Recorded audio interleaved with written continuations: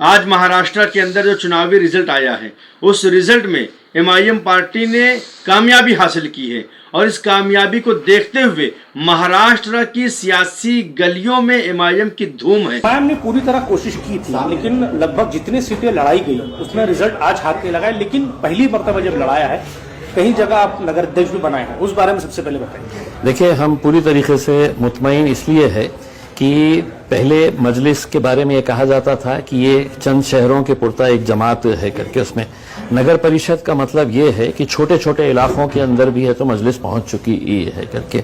आज हमारे कई जगह के ऊपर 7 काउंसिलर्स है, कहीं 5 है, कहीं 3 है, कहीं 2 है और कहीं पर एक खाता खुला है एक उसके ऊपर। हमने कारंजा के अंदर हमारा नगर अध्यक्ष बनाए हैं।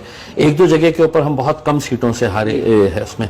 अगर आप आंकड़े देखेंगे तो हमारे इतने सारे उम्मीदवार है जो 20 वोट से लेके 50 वोट के से फासले से वो हारे है उसमें।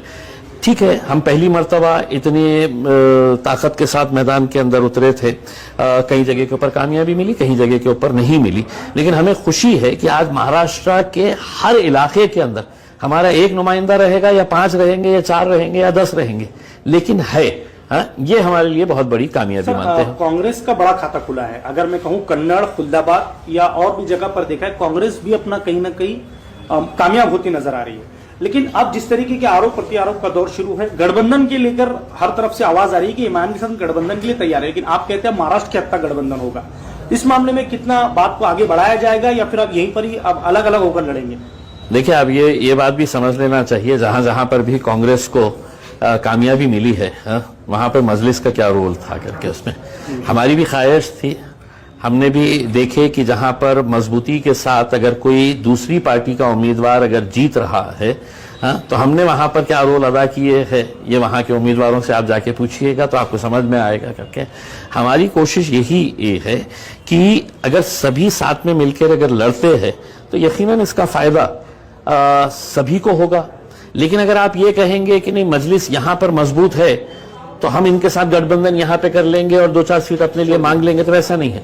अगर आपको बड़ी सोच रखने का है तो आज भारतीय जनता पार्टी अपने कट्टर दुश्मनों को अपने गोद में बिठा रही है। क्यों? क्योंकि उन्हें उस कुर्सी की अहमियत का अंदाजा है, कि उनको सत्ता की अहमियत का अंदाजा है। और अगर तुम अकड़ के अंदर ही रहेंगे और यही सोच लेकर पैदा चलते रहेंगे कि नहीं साहब हम इनके साथ क्यों हाथ मिलाए, हम उनके साथ क्यों हाथ मिलाए, तो देख लीजिएगा नतीजे क्या होते हैं। संजय सिरसाट कह रहे हमारी टक्कर एमआईएम के साथ है, आपकी टक्कर किसके साथ है? देखिए, सिर्फ संजय सिरसाट ही नहीं कह रहे हैं, आप किसी भी विरोधी पार्टी के नेता से पूछ लीजिएगा कि उनकी टक्कर किसके साथ है तो आपको जवाब वही मिलेगा जो संजय सिरसाट साहब ने दिया है। आज अल्हम्दुलिल्लाह मजलिस जिस मुकाम के ऊपर यहाँ पर पहुंची हुई है, मैं आपको ये बताना चाहता हूं कि अगर इस बार अगर सही तरीके से इलेक्शन अगर लोग समझदारी के साथ वोट डालते हैं, वोटों का बंटवारा नहीं होता है, तो सिंगल लार्जेस्ट पार्टी हम रहेंगे। लेकिन जो लोग हमें हराने के लिए एमएलए में, एमपी के अंदर पूरी ताकत है, वो एक बार फिर से सक्रिय हो चुके हैं, वो एक बार फिर से मैदान में आ चुके हैं। उनके गाड़ियों में फिर से पेट्रोल भरा जा रहा है कि भैया मेरे पास अगर एक पैनल के अंदर 55 लोग हैं, 3 लोगों को हमको ये देना रहेगा, उसके अंदर एक एससी का रहेगा, उसमें बाकी लोग जो है जो समझदार रहेंगे वो उसके ऊपर लब्बैक कहेंगे, जो नहीं है तो उनको दबोचने का काम, उनको उठाने का काम जो है वो ऐसा गिद्ध के तरह बैठे हुए हैं कि इसमें से कौन नाराज दिखता है, किसको हम पकड़कर लेके जाए और अपना एक नया पैनल बना के मजलिस को कैसा हम कमजोर कर सकते हैं।